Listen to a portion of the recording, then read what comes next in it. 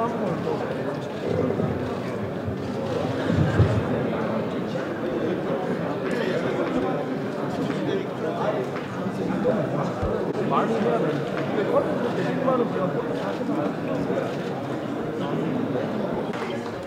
내일까지 1박 2일 이어지는 연석회의는 제19대 대선의 결과를 엄중히 받아들이고 자유한국당의 혁신과 새 출발을 위한 초석을 다지는 귀중한 자리입니다. 네, 여러분들 단양까지 오시느라고 수고 많이 하셨죠? 그래도 우리 충북이 중앙에 있어서 그래도 중앙에서 한번 뵙는 게 좋지 않을까 해서 일로 잡았는데 여러분이 오신다니까 그동안 가물었던 날씨도 오늘 비가 세차게 뿌렸습니다. 여러분들 이렇게 오신 거 환영을 하고 또 한편으로는 오랜만에 우리들끼리 이렇게 만나서 식사도 같이 하면서 또 서로 담소 나누는 모습 또 오늘 하룻밤 같이 자면서 여러 가지 얘기를 나눌 수 있는 이 기회가 정말 좋은 훌륭한 자리라고 이렇게 생각합니다. 여기 써 있는 대로 우리 혁신과 소통이 되는 그러한 우리 연석회의가 되기를 진심으로 기원드립니다. 네, 여기 오신 분들 우리 의원님들이나 위원장님들이나 한 분 한 분 모두 우리 자유한국당의 우리 핵심 중에 핵심이고 또 중추적인 역할을 맡고 계신 분들입니다. 오늘 이 연석회의를 통해서 우리가 우리 당의 어려운 상황을 정확히 진단하고 또 우리가 앞으로 나아갈 방향에 대해서 많은 시간을 갖고 여러분들 같이 논의하는 귀중한 시간이 되기를 다시 한번 기원드립니다. 어제 이낙연 총리 인준안 과정을 보면서 저뿐만 아니라 여러분들도 이제 우리가 야당이 되었구나 하는 실감을 많이 느끼셨으리라 이렇게 생각이 됩니다. 이제 야당이 된 것뿐만 아니라 진정한 야당으로서 야당답게 당당한 길을 걸어가야 한다는 이러한 느낌도 또한 저는 받았다고 이렇게 생각합니다. 이제 문재인 정부는 높은 현재의 지도를 갖고 어디 해볼 테면 해봐라 식의 독선과 독주의 길로 점점 빠져드는 것이 아닌가 이런 생각을 저는 갖습니다. 이러한 상황에서 우리가 우리 스스로 철저한 반성과 성찰의 시간을 갖고 그러한 기반 위에서 우리가 제1야당으로서 우리의 책무와 자기 혁신을 해 나간다고 한다면 우리의 다음에는 우리가 숙권할 수 있는 그 기반을 확실히 닦아 나갈 수 있다고 저는 보고 있습니다. 하지만 세상의 모든 일이 하루아침에 이루어지지는 않습니다. 가랑비에 옷이 젖듯이 또 이러한 그 티끌이 모여서 태산이 되듯이 우리의 진정한 노력이 쌓여갈 때 저는 반드시 숙권할 수 있다고 보고 있습니다. 또 국민의 신뢰와 사랑을 다시 받을 수 있다고 저는 생각하고 있습니다. 그러한 측면에서 이제 다가올 7.3 전당대회에서 우리 새 지도부가 우리 자유한국당을 명실상부하게 거듭 태어나는 그러한 대전환점의 계기를 가져올 것이다. 저는 이렇게 확신을 하고 그동안 우리가 많은 지탄을 받았던 계파주의를 극복하고 당내 통합을 이루어내야 되겠다. 이렇게 생각을 합니다. 또 야당으로서 합리적이고 강한 야당이 되어야 되겠다. 이런 다짐을 다시 한번 하게 됩니다. 오늘 여러분 어려운 자리가 오신 것만큼 귀한 시간을 내신 것만큼 우리가 동지애를 서로 느끼고 우리가 서로 동지로서 서로 품격 있고 수준 높은 토론이 이루어질 것을 다시 한번 당부드립니다. 이 자리에 우리 언론인들이 많이 오셨습니다. 그래서 우리 시작할 때 우리 건설적으로 생산적으로 논의되는 이 토론에 잘 보도해달라는 의미에서 우리 언론인들한테 한번 박수 한번 먼저 크게 쳐주시기 부탁드립니다. 네, 고맙습니다. 오늘 아침에 제가 여기 오기 전에 아침 8시 10분에 기자 간담회를 했습니다. 기자 간담회를 통해서 몇 가지 저희들이 이번에 제대로 기초적 자료가 다 제공되지도 않고 또 불거져 나온 그 의혹이 제대로 해명되지도 않은 상태에서 소위 정부 여당이 이 인준안을 상정을 해서 강제로 이 처리되는 이 과정에 대단한 유감스러움을 다시 한번 표시를 했습니다. 그 유감스러움의 표현으로 청와대에서 대통령과의 오찬 회동에서 대통령이 제안하신 대통령 주재 또는 총리가 주재하는 여야정 협의체, 원내대표와 정책의장이 고정 참석하는 이러한 그 여야정 협의체에 제가 참석하기가 어렵다 이렇게 말씀을 드렸습니다. 그것은 정부 여당이 주재하는 그 연석회의에 제가 가는 것보다는 여야가 주체가 되고 국회가 주체가 되는 여야정 협의체를 제가 오늘 다시 제안을 했습니다. 두 번째로는 우리 국회의장께도 어저께 저희 항의단이 의장실에서 말씀을 드렸습니다마는 법리적인 측면에서도 그렇고 숙성되지 않은 것을 올리는 상정을 한 것에 대해서 저희들이 여러 차례 말씀을 드렸는데도 불구하고 어제 본회의 처리하는 과정이 있었습니다. 따라서 우리 의장께서 이 문제에 대해서 각성하고 또 재발 방지를 약속하지 않는 한 월요일마다 있는 의장 주재의 그 사당 원내대표 회의에 참석하기가 어렵다. 그래서 각성과 다시는 이런 일이 인사청문회 재발 방지가 있지 않는 것을 천명해 줄 것을 요구를 했습니다. 또 세 번째로는 추경에 대해서도 소위 공공 일자리를 주축으로 하는 추경에는 저희들이 반대한다는 입장을 분명히 했습니다. 우리 서민 경제와 또 경제 활성화를 위한 추경이 돼야지 그렇지 않은 추경, 또 특히 지금 추경이 만들어진 것은 곧 있으면 물러날 유의로 경제 쪽에서 입안을 한 것이기 때문에 우리 예산안은 여러분도 잘 아다시피 이 정책을 소위 예산으로 통해서 반영하는 것이기 때문에 새 부총리가 지금 임명이 안 된 상태에서 이것을 한다는 것은 새 경제팀의 정책 기조를 알 수 없는 상태에서 이루어진 것이다. 이런 점도 분명히 했다는 말씀을 드립니다. 이거와 관련돼서 우리의 그 청문회 문제에 대해서는 저희들이 보이콧을 하지 않고 청문회에 대해서는 더욱 현미경 청문회를 추진하겠다 이런 점을 강조를 했습니다. 특히 이 강경화 외교부 장관 문제, 또 김희수 헌법재판소장 내정장 문제, 또 공정거래위원장 문제, 특히 공정거래위원장은 내일부터 이 청문회가 시작이 됩니다. 특히 우리 정무위원회에 계신 우리 위원님들이 지금 각별한 노력을 통해서 이분에 대한 소위 경제 비리에 대한 종합선물센터격인 우리 이 공정거래위원장에 대해서 분명한 잣대를 댈 것이다 이런 말씀을 드렸습니다. 제가 여기서 일일이 그 문제에 대해서 거론하지는 않겠습니다만은 지금 나와도 끝이 없이 의혹이 제기되고 있습니다.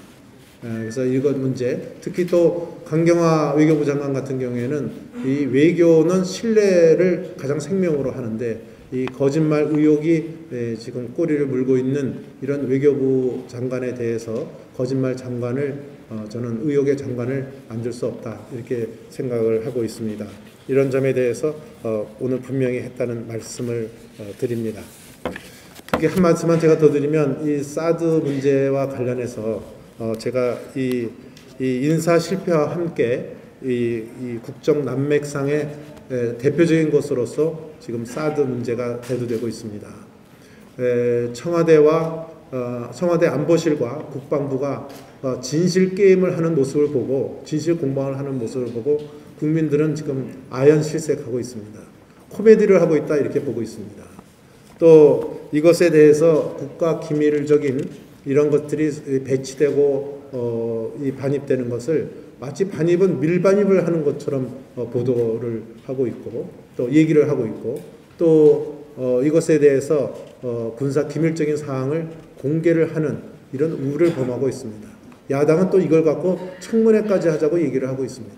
모든 군사 기밀을 김정은이 앞에다가 공개하는 이런 우를 범하려고 하고 있어서 저희 당에서는 일요일 날 발표가 될 것으로 봅니다만은 우리 당 자체의 그 사드 배치에 관한 여러 가지 진상 규명과 관련된 그 위원회를 당 차원의 위원회를 발족시켜서 나가려고 하고 있습니다.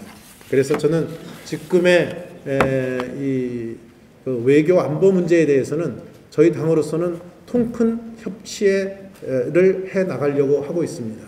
저희가 이런 노력을 협치를 해 나가려는 이러한 저희들의 조건과 행태를 지금 이 문재인 정부가 뿌리치지 않기를 바랍니다. 저는 이 점에 대해서 분명히 하고 또 이런 안보의 자해 행위가 있지 않기를 어저께 경고한 바가 있다는 말씀을 드립니다. 마지막으로 한 가지는 우리 SNS, 이건 우리 내부적인 문제입니다만은 이따가 SNS 시상식도 좀 이번에 잘 운영해 오신 분들 좀 포상도 하려고 합니다만은 여러분들 잘 아시다시피 이번에 청와대 이 네이버 부사장 윤영찬 국민소통수석이 들어가 있고 카카오 부사장을 했던 정혜성 씨가 이 뉴미디어 비서관으로 채용이 됐습니다. 이 두 회사의 시장 점유율을 합치면 지금 90%가 넘는다고 합니다. 이 분야는 IT 분야뿐만 아니고 이 홍보 분야로까지 이 등용을 했다는 것은 앞으로 포털을 장악하겠다는 저는 그런 의도로 밖에 보이지 않습니다. 따라서 우리도 이 SNS에 대한 좀 중요성을 같이 인식을 해서 선거 때처럼 우리 당도 평시에 운용을 해 나가겠다는 그런 기조를 갖고 있습니다. 그래서 여러분들이 협조해 주실 것은 아직까지 SNS 담당자가 정해져 있지 않은 당협들 또는 SNS 계정과 또 정보활동 동의서를 제출하지 않으신 우리 당협위원장님들 계시면 오늘 전부 좀 등록을 해 주실 것을 부탁을 드립니다. 또 당협별로도 카톡 그룹방 또 밴드 등 SNS 전파 체계를 구축하셔서 우리의 스피커 역할을 키워주실 것을 당부를 드립니다. 이따 표창 받으신 분들은 따로 축하의 말씀을 드리겠습니다. 여러분 오늘 이제 우리의 연석회의가 시작이 되는데 내일 마칠 때까지 여러분 좀 힘드신 일이 있고 또 좋은 일도 또 많이 있을 것 같으니까 여러분들 활발한 의견 개진과 또 여러분들의 우리 동지애를 같이 느낄 수 있는 혁신과 소통의 연석회의가 되기를 기대하면서 인사에 가름하겠습니다. 고맙습니다.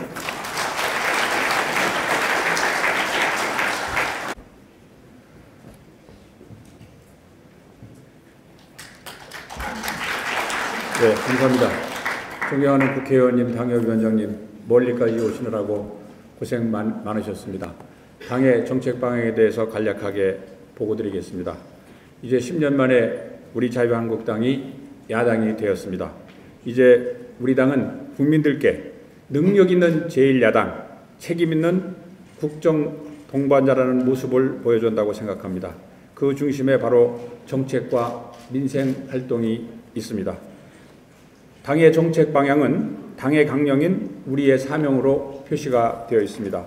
단단한 안보, 철저한 국민안전, 경제에 있어서는 따뜻한 시장경제, 복지에 있어서는 국민통합형 맞춤형 복지로 되어 있습니다.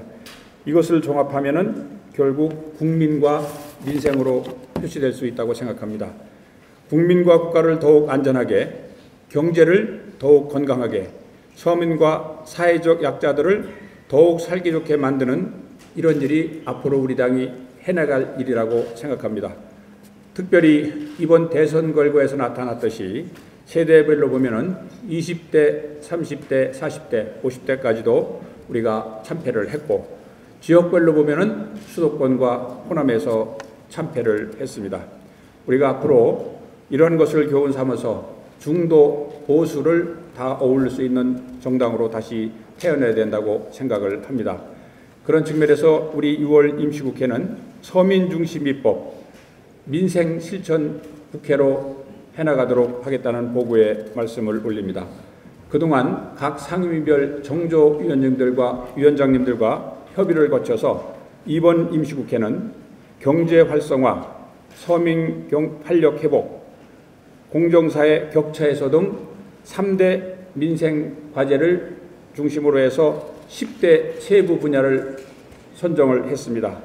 구체적으로 말씀드리면 일자리 창출, 청년 기살리기, 골목 상권 지키기, 서민 부담 줄이기, 아이 잘 키우기, 농촌 살리기, 맞춤형 복지, 사회 부조리 개혁 및 재벌 개혁, 소비자 보호, 차별 없는 일자리 등 10대 입법 과제에 28개 세부 법안을 마련했다는 보고에 말씀을 올립니다.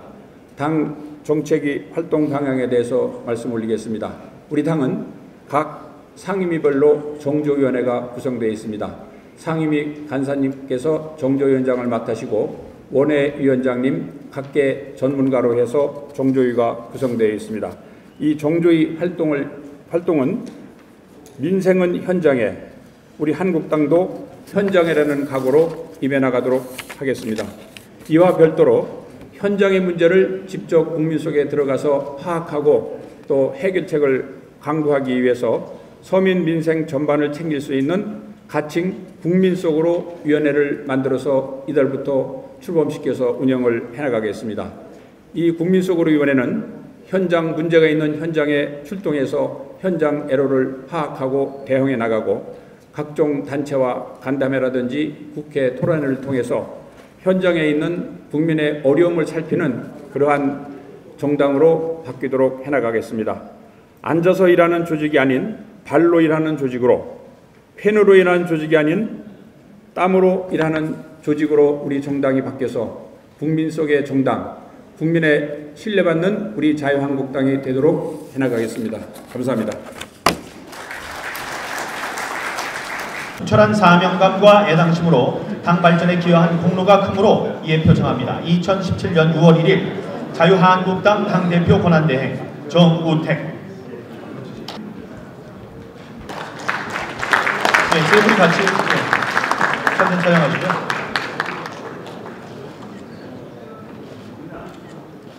자유한국당 화이팅!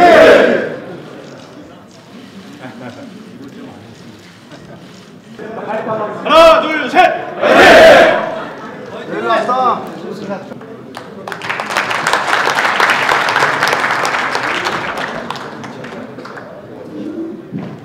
반갑습니다. 뜻이 더욱 깊어집니다. 델파이 신전은 특히 영험하다고 소문이 난 신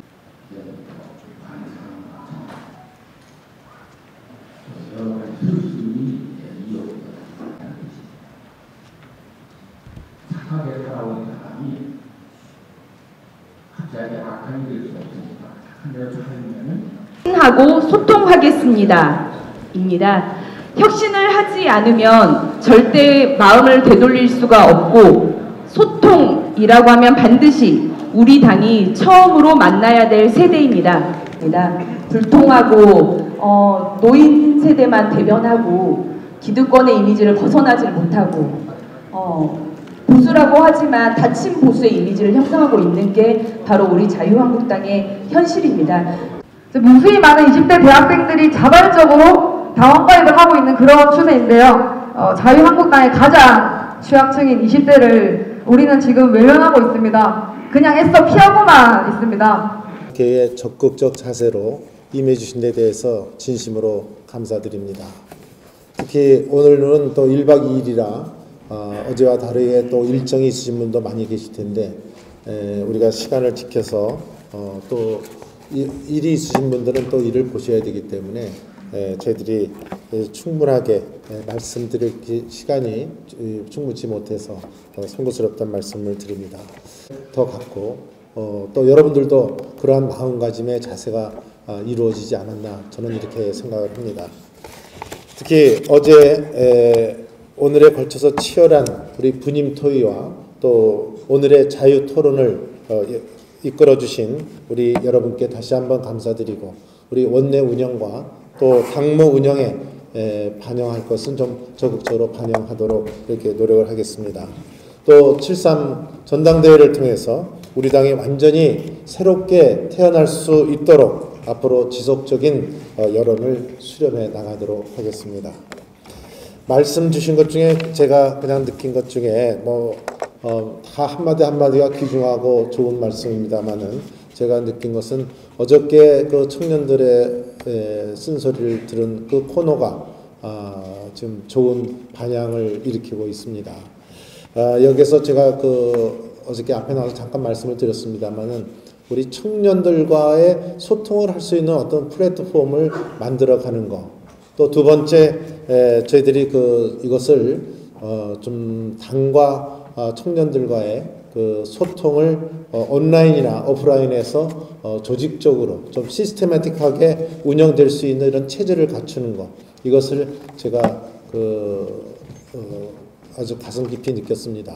그래서 제가 여연 쪽에 청년센터 그쪽에다가 공식 과제로 줘서 여기서 이것에 대한 어떤 구축 방안, 앞으로의 방안에 대해서 이것을 세우고 여러분께 보고 드리도록 하고 그것이 합당하고 또 여러분이 승인해 주신다고 한다면 그 체제를 앞으로 계속 운영해 나갈 수 있도록 이렇게 노력을 하겠습니다. 이건 제가 또 하나 평소에 느낀 겁니다만 아까 이건영 위원장이 끄트머리게 개인 의견으로 얘기하신 거라고 생각합니다만은 제가 당을 이렇게 쳐다보면서 느낀 것 중에 우리 개혁 중에 우리 당 사무처 개혁이 굉장히 중요한 게 있습니다. 당 사무처 개혁 없이는 저는 또 다른 쇄신도 또 많은 어려움을 겪을 거다 이렇게 봅니다. 그동안 임기를 못 채우고 당대표가 그만두다 보니까 사무총장도 같이 몇 개월 못하고 그만두고 이렇게 하는 겁니다. 그러니까 사무처 개혁이 될 수가 없습니다. 그래서 저는 임기제를 보장을 하고 한번 외부 인사, 우리 국회의원들 또 다들 바쁘고 어쩌고 하니까 우리 외부 인사가 한번 전문가가 와서 우리 당 이 사무처의 어떤 조직부터 새로운 마인드로 할 수 있고 그런 분을 모셔오려면 임기를 보장해주고 당을 한번 마음껏 개혁할 수 있는 이런 기회를 줬으면 좋겠다 이렇게 생각합니다. 그것은 누가 제안하셨지만 오늘 원내위원장 성명서에 나오지만 우리 개혁위원회를 새 지도부가 구성이 되면 개혁위원회가 구성이 돼서 거기서 여러 가지 개혁안을 내놓을 거라 봅니다만은 그 개혁안에 그것도 같이 포함이 돼서 우리가 사무총장이 한번 이 당을 개혁하는데 또 사무처 개혁과 함께 같이 가는 것을 저도 제안을 드린다는 말씀을 제가 드립니다. 아까 제가 여러분이 다 좋은 말씀 주셨는데 제가 느끼는 것은 역시 우리가 이번 선거에서 20대부터 40대까지 좀 50대 초반까지도 우리가 소외당했습니다. 이게 제가 이번 선거를 겪으면서 가장 뼈아프게 느끼는 것 중에 하나입니다. 그래서 우리가 20대, 30대, 40대 이분들의 지지를 받아야 되는데 결국은 이게 어디서 변해야 되냐. 우리가 많은 쇄신을 얘기하지만 저는 결국은 우리 스스로가 변하지 않고서는 안 된다. 아무리 제도를 하지만 우리가 결국 당이 변해야 된다는 것도 결국은 우리 사람이 변해야 되기 때문에 변해야 당도 변하는 거다 이렇게 봅니다. 제가 회고해 보면 지난 12월에 정말 우리 당이 이 난파 직전에 있을 때 비대위원장을 모셨어요. 그 비대위원장이 오셔서 그 비서실 보좌역을 구하는데 우리 당 사무처 직원 중에서 누가 보좌역을 맡는 거죠. 보좌역 국장을 맡는데 아무도 하겠다는 사람이 없었어요. 세 번째인가요? 가서 겨우 당 사무처 직원이 비대위원장이 왔는데도 그 보좌역 아무도 안 가겠다는 사람이 없었어요. 그래서 세 번째 되는 분이 그 비대위원장 보좌역을 맡았어요. 또 비대위원장이 와서도 가장 중요한 것은 대변인이 있어야 됩니다.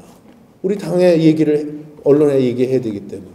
근데 그 비대위원장이 와서 제일 먼저 오자마자 낙심을 하신 그 계기가 뭐냐면 대변인을 모시는데 6번째 우리 김명현 의원이 맡으셨어요.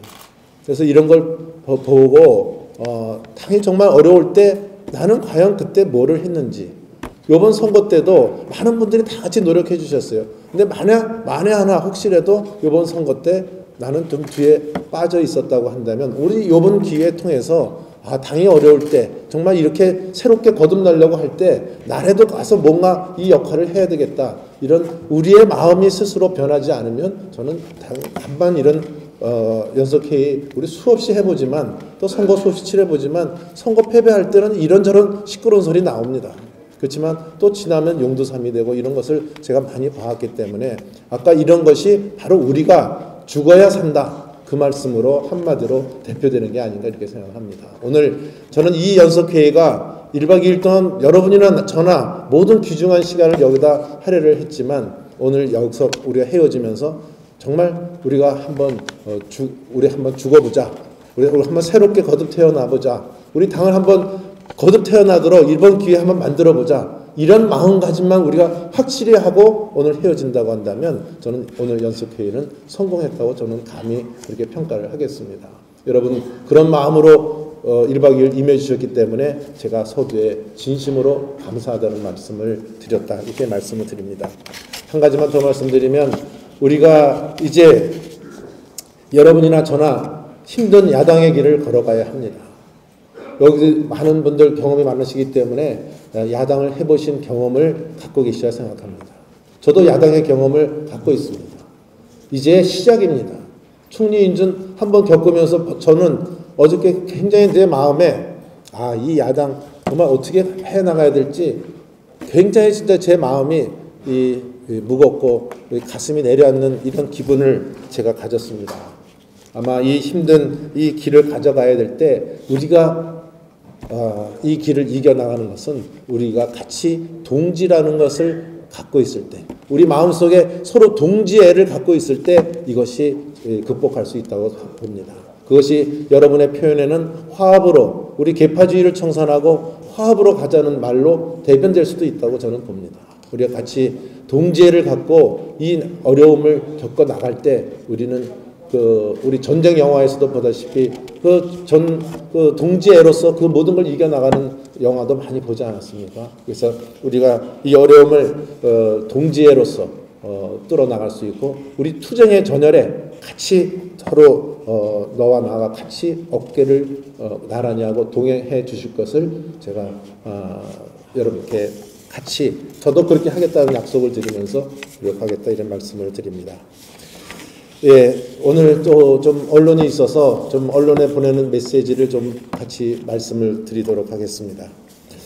이곳에 우리 언론인들이 1박 2일 우리랑 같이 생활을 하면서 우리랑 생활을 여러분의 여러 가지 말씀을 듣고 또 보도를 해 주셨습니다.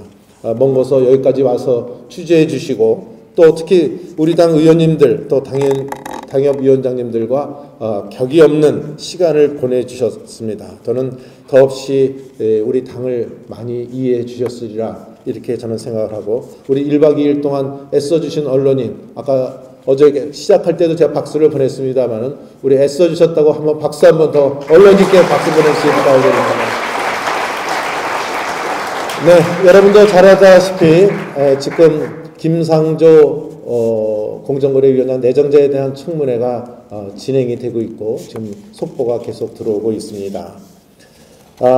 저희 당 의원들이 지금 많은 노력을 하고 있고 활약을 하고 있다고 지금 판단이 됩니다. 저와 우리 한국당에서는 그동안 여러 차례 문재인 대통령과 김상조 후보자에 대해서 책임 있는 결단을 촉구한 바 있습니다.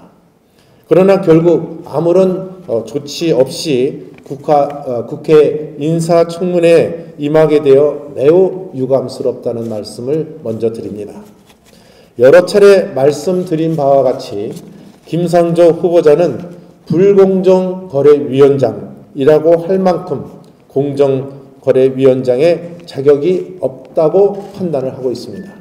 기왕 청문회가 개최되고 있는 만큼 자유한국당은 정말 송곳 같은 검증을 할 것이라는 것을 다시 한번 국민 여러분께 밝힙니다. 특히 김상조 후보자의 기업 적대시 정책 등 이념 편향적 경제 철학에 대해서도 심도 있게 검증을 해 나갈 것입니다. 저는 언론에서 제기된 각종 의혹만으로도 김상조 후보자는 청문회에 설 자격조차 없고 이미 언론으로부터 부적격 판정을 받았다고 보고 있습니다. 오늘 아침 언론만 보아도 몇 가지 새로운 의혹이 또 제기되고 있습니다. 문재인 대통령이 고위공직자 임용 배제 원칙 5대 비리로 규정한 위장 전입 문제만 하더라도 본인뿐만 아니라 이젠 부인과 아들의 위장 전입도 드러나고 있습니다. 가히 비리 종합 세트, 불공정 백화점이라고 불러도 과언이 아닐 만큼 하루가 무섭게 새로운 비리 의혹이 나오고 있습니다. 지금까지 김상조 후보자에 관련해 제기된 의혹들은 본인의 2차례 위장 전입과 부인, 아들의 위장 전입 의혹, 논문 표절 의혹, 건보료 미납 의혹, 초빙 교수 허위 표기 의혹, 분양권 전매 의혹, 다운 계약서 작성 의혹, 겸직 금지 위반 의혹, 부인의 고교 영어 강사 불법 채용 의혹 등 손으로 꼽을 수 없을 정도입니다. 그런데 김성자 후보자는 지난번 이낙연 후보자처럼 검증에 필수적으로 필요한 자료를 제출하지 않아서 오늘 청문회에서 일대 소동이 난 것 같습니다. 소명 자료 제출 미비는 국회의 권위와 엄정성에 도전하는 행위로 대단히 나쁜 행동이고 묵과되어서는 안 될 일임을 다시 한번 분명히 밝힙니다. 사드와 관련해서 한 말씀 올리겠습니다. 미국 상원세출위원회 국방소위 간사인 딕 더빈 상원의원이 그저께 문재인 대통령과의 예방 자리에서 한국이 사드 배치를 원하지 않으면 관련 예산 9억 2,300만 달러를 다른 용도로 쓸 수 있다고 말했다는 게 뒤늦게 밝혀졌습니다. 청와대는 그런 딕 더빈 의원의 발언을 브리핑에서 공개하지도 않았습니다. 하지만 더빈 의원이 대통령 면담 후에 언론 인터뷰, 미국의 월스트리트 저널지에서 그런 사실을 밝혔습니다. 제가 문재인 대통령의 안보 자해 행위에 대해 여러 차례 우려와 지적을 한 바 있습니다. 이제 그것이 현실화되고 있는 것 같습니다. 아울러 대선 때 자유한국당이 목이 터져라 외쳤던 문재인 대통령의 불안한 안보관, 특히 불안함을 넘어 두려운 안보관이 이제 현실이 되어 대한민국의 안보를 더욱 위태롭게 하고 있습니다. 사드 1개 포대가 6개의 발사대로 구성된다는 것은 사드 문제에 조금이라도 관심 있는 사람이면 누구나 아는 상식이고, 그런 시스템에 맞게 6기가 들어온 것이 TV로 중계될 정도로 알려지자 문재인 캠프의 박광원 당시 공보단장은 이에 대한 비판 논평까지 냈었습니다. 그런데 이제 와서 문재인 대통령과 청와대가 사드 4기의 후속 반입을 몰랐다며 이처럼 안보 아마추어적이고 코미디 같은 소동을 벌이는 것은 어떤 정치적 의도가 있기 때문이라는 의심을 지울 수 없습니다. 문재인 대통령은 이 문제를 정치적 과정으로 끌고 가고 있는 것처럼 보인다고 말한 딕 더빈 의원의 인터뷰가 정확히 본질을 파악하고 있다고 판단이 됩니다. 문재인 대통령은 우리 안보의 중대한 핵심 사안인 사드 문제를 두고 더 이상 전방위적 사드 흔들기를 중단해 주실 것을 강력히 요구합니다. 특히 우리의 군사주권적 사안이자 한미 동맹의 문제인 사드 배치를 일부 언론들이 지적한 대로 11월 전인대를 앞둔 중국의 체면 때문에 이처럼 흔들고 배치 완료에 발목을 잡고 있다면 이는 주권 국가로서의 자존심을 망각한 사대주의적 발상임을 지적합니다. 우리는 이 사태에 관한 진상규명위원회를 통해서 우리와 같이 사드 찬성 당론을 갖고 있는 다른 야당들과 함께 문재인 대통령의 코미디 같은 안보 자해 행위를 막아낼 것임을 선언합니다. 한 가지만 더 말씀드리겠습니다. 추경과 관련된 말씀이 됩니다. 문재인 대통령이 추경과 관련해서 직접 국회에서 시정연설 형태로 설명할 것이라고 언급한 바 있습니다. 저는 대통령이 국정 현안에 대해 국회로 와서 직접 설명을 하고 협치와 소통을 하는 그 자체에 대해서는 긍정적으로 평가합니다. 문재인 대통령이 제1야당이 그렇게 반대하고 법적으로도 문제가 있는 총리 인준을 강행 처리하더니 추경 처리가 아쉬워지자 총리 인준을 밀어붙인 지 불과 하루 만에 국회를 방문하겠다고 일종의 정치 쇼를 벌이는 게 아니냐 하는 의구심을 갖게 합니다. 저는 이번 정부의 추경은 추경 편성의 법적 요건에도 맞지 않고 경제 활성화가 아니라 국민 세금을 쏟아부어 공공 일자리를 만들겠다는 게 주축인 만큼 추경 자체에 동의할 수 없습니다. 협치와 소통은 쇼나 이벤트로 되는 것이 아닙니다.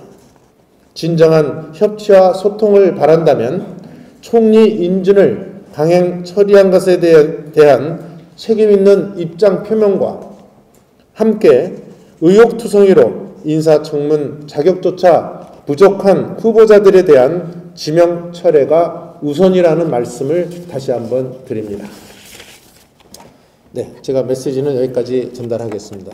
다시 한번 우리 1박 2일 동안 우리 경양 각지에서 올라오시고 우리 같이 숙식을 하면서 지낸 동지애를 우리 다시 한번 느껴가면서 이제 우리의 갈 길을 뚜벅뚜벅 걸어감으로써 우리가 제1야당의 역할을 제대로 책무를 다함으로써 다시 한번 국민한테 신뢰를 받고 우리가 다음 선거에서는 수권을 할 수 있는 정당으로 거듭 태어날 수 있도록 우리 또 각 지역에 돌아가서 또 우리는 또 국회의원들은 국회에서 이런 활동을 통해서 우리가 다시 한번 국민들께 신뢰와 또 신망을 얻는 정당으로 거듭 태어날기를 우리 마음속에 다시 한번 가집하면서 오늘 1박 2일간의 국회의원과 또 당협위원장님들 연석 회의를 마칠까 하는데 여러분들 정말 수고 많이 하셨습니다. 진심으로 감사합니다.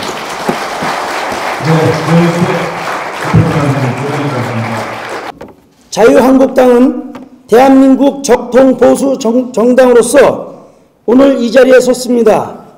국민들은 보수의 가치와 원칙을 확실하게 지키되 정체되고 낡은 보수가 아닌 역동적이고 새로운 보수로 거듭날 것을 요구하고 있습니다. 7.3 전당대회를 성공적으로 개최해 당의 기틀을 더욱 굳건히 다지고 국민의 신뢰를 받는 수권 정당으로 거듭난다. 2017년 6월 2일 자유한국당 국회의원 당협위원장 1동.